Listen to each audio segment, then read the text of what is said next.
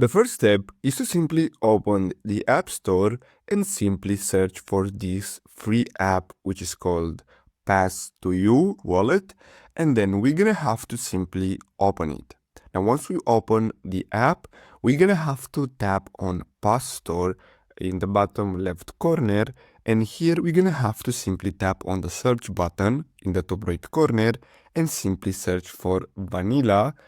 And then basically here we're gonna be able to see different options. So as you can see, we have vanilla gift card, and then we have vanilla Visa gift card. So you're gonna have to choose this one here where it says applied 4,000 times.